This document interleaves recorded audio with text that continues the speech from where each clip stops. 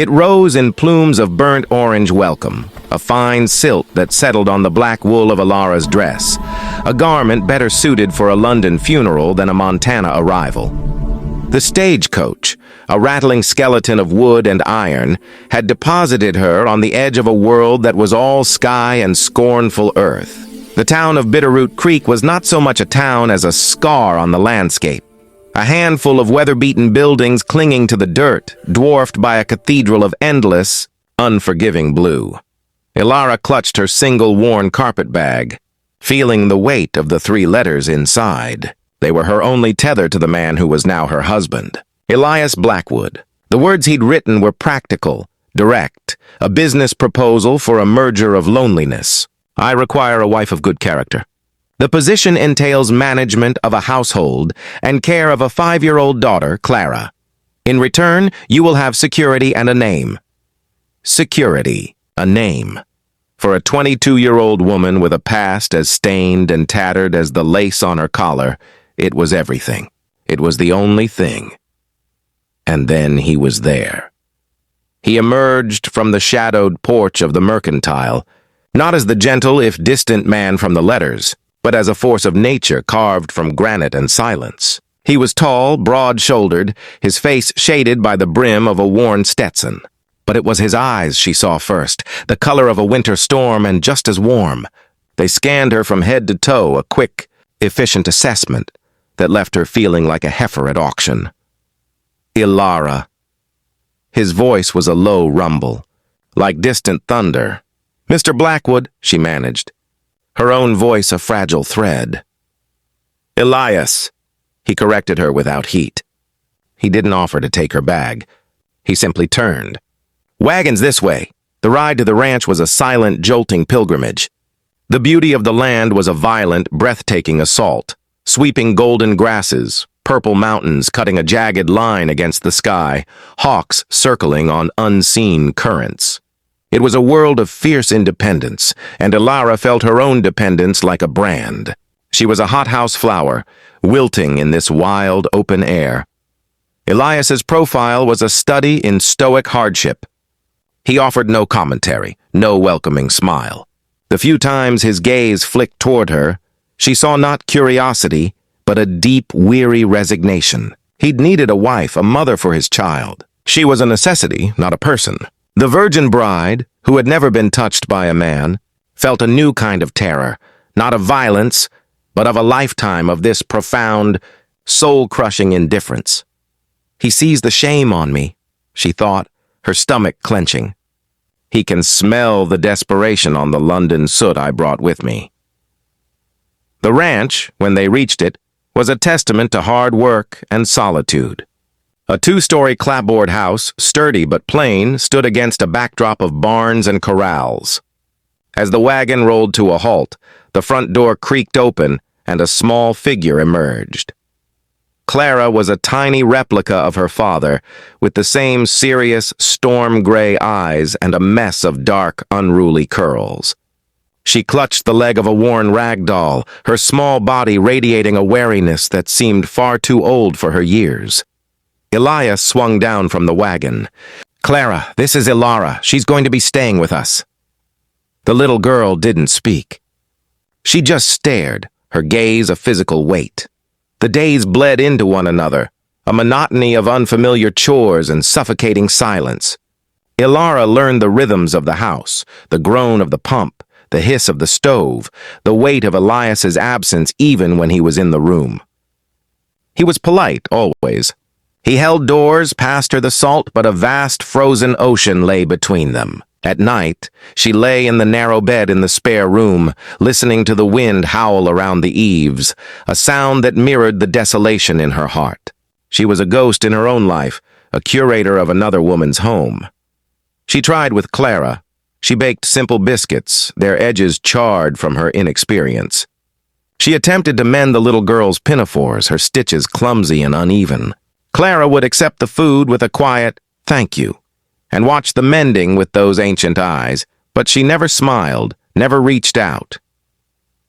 The breaking point came a fortnight in. Ilara, her hands raw from scrubbing laundry, dropped a prized china plate that had belonged to Elias's mother.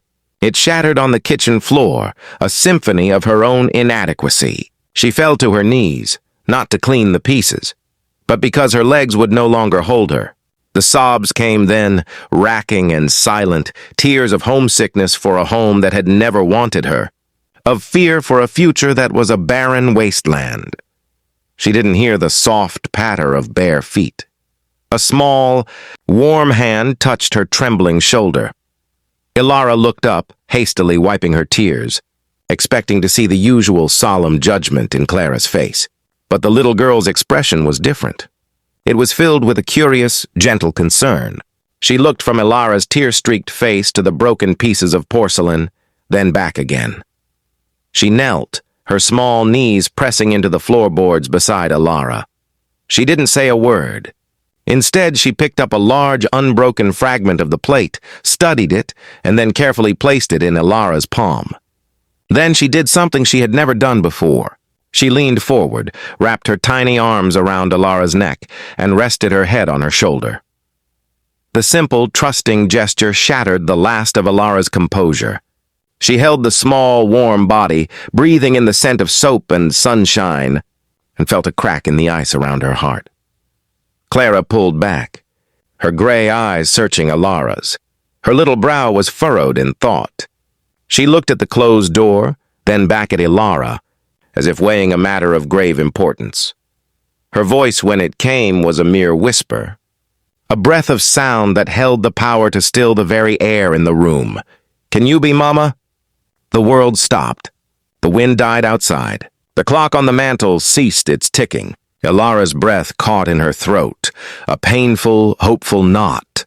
She looked over Clara's head and saw Elias frozen in the doorway, his hand still on the latch. He had heard. His face, usually a mask of granite, was a battlefield of raw, undisguised emotion, shock, a flicker of pain, and something else, something that looked terrifyingly like a long-buried hope. In that suspended moment, the title Mama was not a burden, but a key. It was not an erasure of the past, but a promise for a future. The terror that had clung to Ilara since her arrival didn't vanish, but it shifted, making room for something new, something fierce and protective.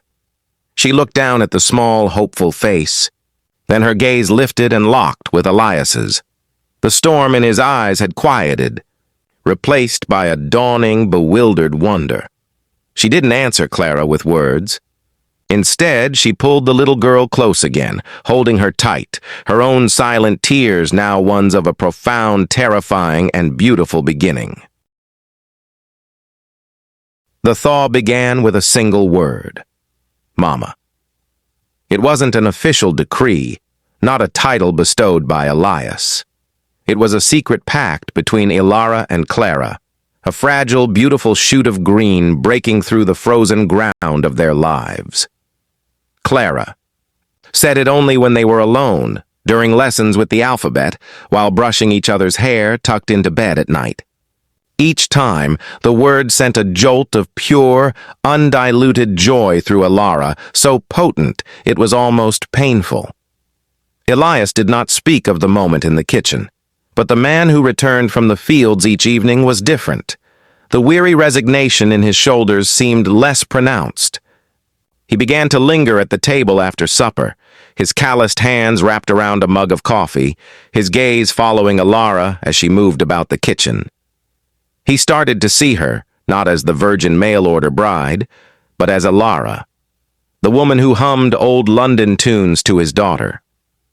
The woman whose laughter, when it finally came, was a sound that filled the hollow spaces of the house. One evening, as a spectacular sunset bled crimson and gold across the sky, he found her on the porch, watching the light die behind the mountains. "She's happy," Elias said, his voice low. It wasn't an accusation or a question. It was a statement of awe. Ilara wrapped her shawl tighter. She just needed to know she was allowed to be. He was silent for a long moment, the space between them filled with the chirping of crickets. Her mother, Anna. She was light itself. When the fever took her, it was like someone blew out the sun. He'd never spoken her name before. The confession hung in the air, raw and sacred. I thought I was protecting Clara, by not replacing her, by not letting anyone try. You can't replace the sun, Elara whispered, her heart aching for his grief, for the little girl's loss. But you can light a lamp in the dark. It's not the same, but it keeps the shadows at bay. Elias turned to her then, his stormy eyes reflecting the last of the sunset's fire. In their depths, she saw not just a rancher, not just a grieving widower, but a man, lonely and strong, who was finally, tentatively, reaching out. Maybe, he said, his voice rough with emotion, maybe that's enough. He reached out, his fingers brushing a stray strand of hair from her cheek.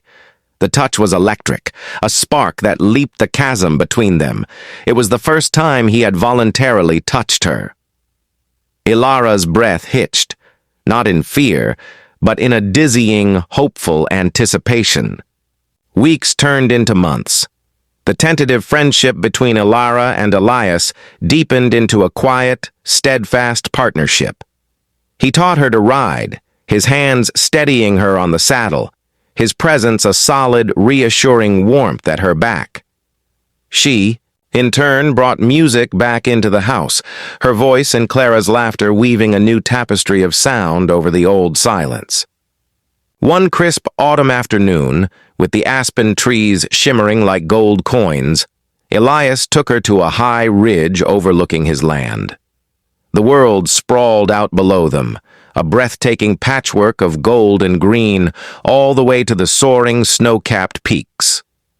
This, he said, his arm sweeping across the vista, this is what I've been building, what I've been protecting.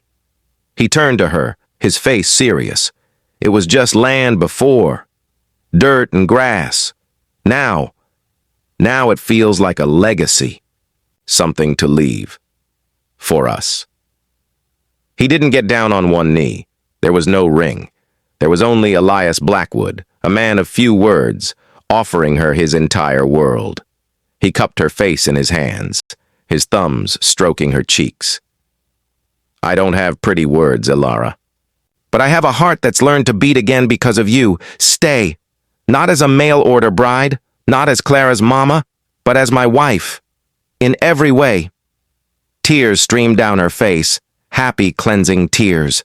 She nodded, unable to speak, and when his lips met hers, it was not the kiss of a desperate man, but of a man coming home. It was a promise, a beginning, a sealing of their fragile, beautiful family. That night, the atmosphere in the house was charged with a new, tender electricity. After Clara was asleep, Elias led Elara not to her spare room, but to their bedroom. The door clicked shut, and in the soft moonlight filtering through the window, the last of the walls between them crumbled. It was not an act of duty, but of reverence. A slow, tender exploration that healed the wounds of her past and soothed the grief of his. She was no longer a terrified virgin, but a woman, beloved and chosen. Later, sated and wrapped in the warmth of his arms, the truth she had carried for so long felt like a poison in her veins. She could not begin this new life on a foundation of lies. Elias, she whispered into the darkness, there's something I must tell you. He stirred, his arm tightening around her. You can tell me anything, darling. She took a shuddering breath.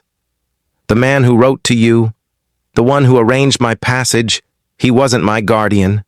He was the man I was forced to work for after my parents died. The words tumbled out, harsh and ugly. He wasn't a good man. The things he made me do. I wasn't a maid, Elias. I was in his debt. Coming here was my only escape. The character reference was a forgery. I'm not the good, pure woman you thought you were getting. She braced for his recoil, for the storm to return to his eyes. Instead, he was perfectly still. The silence stretched, taut and terrifying. Finally he spoke, his voice strangely flat. "His name," Elias said. "What was his name?" Confused by the question, she whispered it. "Alistair Finch. He had an office near the docks." Elias slowly sat up, the moonlight carving his profile into a sharp, unreadable mask. He swung his legs out of bed and walked to the chest of drawers. He opened the bottom drawer, the one she had never seen him use, and pulled out a small, locked metal box. With a key from his pocket, he unlocked it. His movements were deliberate, heavy with a grim finality. He returned to the bed and placed a single yellowed piece of paper in her lap. "Read it," he commanded, his voice hollow. Ilara's hands trembled as she held it up to the moonlight. It was a letter, the script elegant and familiar. It was the first letter she had ever received from Elias Blackwood, the one that had offered her salvation. But it wasn't. She scanned the words, her heart hammering against her ribs. The proposal was the same, the description of the ranch, of Clara. But the salutation, the name at the top. To Miss Ilara Vance, C.O. Mr. Alistair Finch. Her blood ran cold. She looked up at Elias, her eyes wide with dawning horror. How did you know to write to me? How did you know my name? I never used my real name with him. He called me Lily." Elias's face was a monument of anguish. He reached into the box and pulled out a small, faded daguerreotype. He handed it to her. It was a picture of a woman. She had kind eyes and a gentle smile, and she was the mirror image of Ilara. "Anna," Elias choked out, the name a sob. "My Anna." Ilara stared at the picture, the pieces of the impossible, terrible puzzle clicking into place with the force of a physical blow. "She had a sister," Elias continued, his voice breaking. "A younger sister she hadn't seen since they were children, after their family sent her to live with a relative in London after a scandal. Her name was Ilara. She kept one letter from her, one picture. She talked about her all the time, wanted to find her, bring her here." He looked at her, his eyes pools of bottomless grief and a love so twisted it was almost unrecognizable. "After she died," he whispered, the truth tearing from him, "I couldn't bring her back. But I could find the one piece of her that was left in the world. I tracked you down. I found you with that monster, Finch. I paid him a fortune to let you go, to fabricate a story that would get you on that boat. I didn't order a bride, Ilara. I bought back a ghost of my wife." The world tilted on its axis. The love, the acceptance, the home. It wasn't built on a lie she had told. It was built on a far greater, more devastating one that he had constructed. She wasn't his chosen partner. She was a living, breathing monument to his love for another woman. A replacement part, ordered from a catalog of grief. The little girl in the next room, the child who had called her Mama, was her niece. Ilara looked down at the face of the sister she never knew she had, then up at the face of the man she had just given her heart, her body, her entire soul too. The heartbreaking, romantic dream was over, shattered into a million sharp, irreparable pieces, leaving behind a truth more desolate and terrifying than the Montana wilderness had ever been.